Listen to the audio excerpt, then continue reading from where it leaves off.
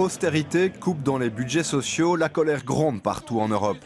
Pour tenter de répondre à la crise, les dirigeants s'imposent le semestre européen, période où l'Union et les chefs d'État coordonnent leur politique budgétaire.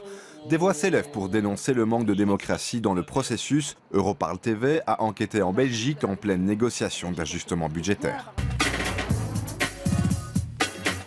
Mars 2013, le gouvernement belge est sous tension maximale. Le pays doit économiser plus de 2 milliards d'euros pour répondre aux exigences budgétaires de l'Union européenne. Respect du plafond d'endettement, recommandations sur la politique économique, les ministres belges sont assaillis par la presse nationale et européenne. Est-ce que votre rencontre avec Olli Rehn lundi dernier va influencer ce que vous allez négocier maintenant? Elle est déterminante, c'est ce qui nous a conduit à renforcer encore les efforts que nous faisons sur le plan structurel.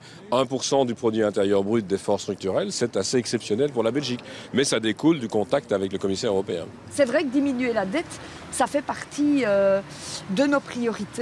C'est le talon d'Achille de la Belgique depuis de très nombreuses années. Et tous ces sacrifices pour l'Europe Ce n'est pas des sacrifices pour l'Europe, non, c'est pour contrôler le dérapage budgétaire 2013 et pas du tout pour répondre à l'Europe. D'ailleurs, l'Europe ne nous a rien imposé, on est allé proposer un scénario à l'Union européenne et la Commission semble être d'accord avec ce scénario. Depuis 2011, les États membres partagent plus étroitement leur souveraineté budgétaire avec l'Union européenne via ce qu'on appelle le semestre européen. En janvier, la Commission européenne fixe la trajectoire économique des 27 qui, eux, l'approuvent formellement en juin. Un des acteurs de première ligne de ce semestre sont les représentations permanentes auprès de l'Union.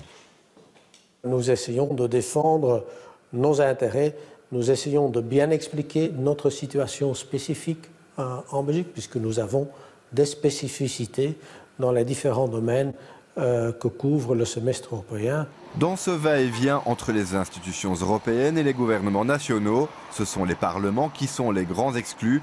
Ces élus belges de l'opposition déplorent le déficit démocratique dans ce semestre européen. Ils ne sont qu'informés dans le processus.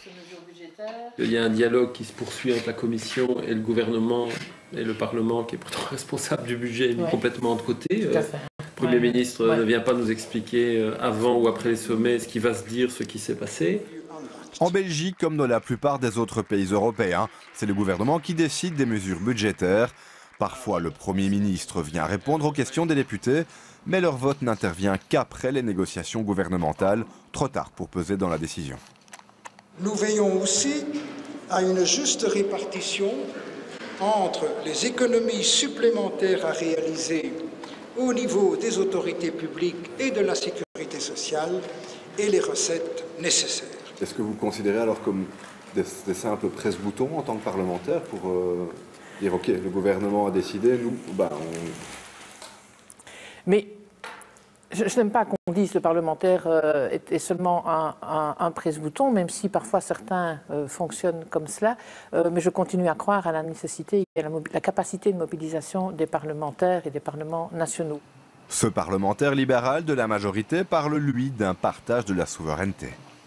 Je pense qu'il n'y a pas de perte de souveraineté, il y a un déplacement de souveraineté. Je pense que, vous savez qu'aujourd'hui, je parlais de notre petit pays qu'est la Belgique, on pourrait parler de l'Allemagne ou de la France. Ça reste relativement, au niveau de l'échelle mondiale, des petits pays. Et donc je pense qu'il faut croire en l'Europe, il faut plus d'Europe, il faut mieux d'Europe.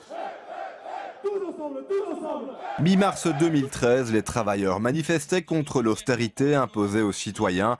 À aucun moment, les partenaires sociaux ne sont consultés lors du semestre européen, contrairement lors de l'élaboration du budget national. Il est clair que les instances européennes ont fait un choix de société qui est un choix rétrograde au niveau social, qui est un choix qui va nous mettre dans des difficultés encore plus importantes que celles que nous connaissons. Et l'Europe sociale que nous avons aidé à construire à un moment donné, est cruellement en danger. Au niveau européen, certains eurodéputés estiment que le Parlement européen devrait jouer un plus grand rôle dans ce semestre européen. Quand on regarde les papiers de Herman Van Rompuy depuis le mois de juin 2012 jusqu'à aujourd'hui, on mentionne qu'il y a un problème démocratique quelque part. Et la seule réponse à laquelle que l'on fait, c'est de dire tout compte fait, ça serait bien que les parlements nationaux et le Parlement européen se parlent un peu l'un l'autre pour discuter de ces questions-là. On ne vous parle pas d'un droit de contrôle, d'un droit de décision, on vous parle que ces gens-là, que les élus se parlent. Désolé, la démocratie, c'est un peu plus que des élus qui se parlent. Si les États membres ne respectent pas les objectifs du semestre européen, ils peuvent être soumis à des sanctions financières, semestre qui est né de la crise de l'euro et de la faille d'une union monétaire sans union économique.